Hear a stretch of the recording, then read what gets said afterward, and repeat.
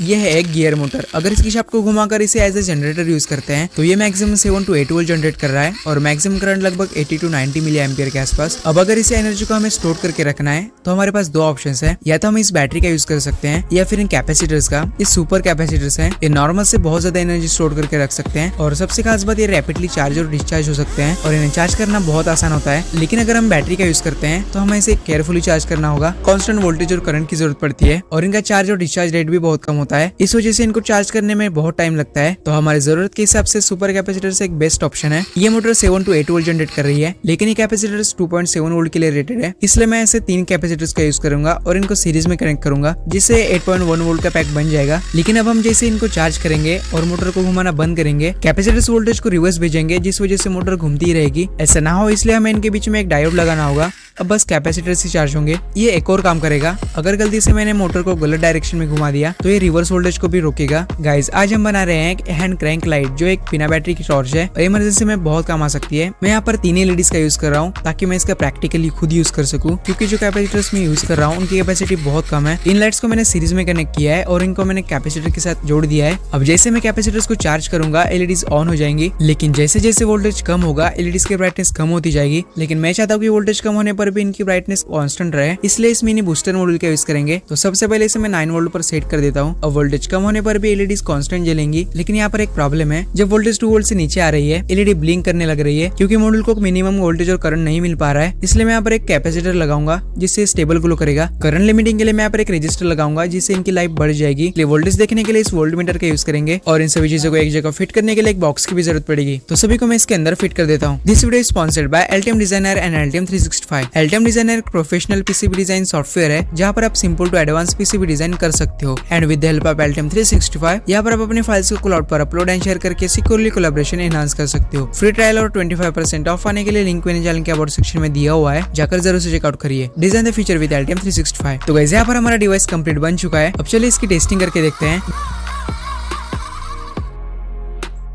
देख सकते हो ये काफी अच्छे से वर्क कर रहा है, ब्राइटनेस भी काफी अच्छी है। इसे 90% चार्ज करने पर ये 1 मिनट के ऊपर बैकअप दे रहा है, क्योंकि हमने वोल्ट मीटर को भी ऑन करके रखा है, तो आधी एनर्जी वोल्ट मीटर ही कंज्यूम कर रहा है। अगर वोल्ट मीटर को ऑफ करके इसे चलाते हैं तो ये 2 मिनट के ऊपर बैकअप देता है। आपको ये गैजेट कैसा लगा मुझे कमेंट करके बताना, और आपको ये वीडियो अच्छा लगा हो तो इस वीडियो को लाइक भी कर देना।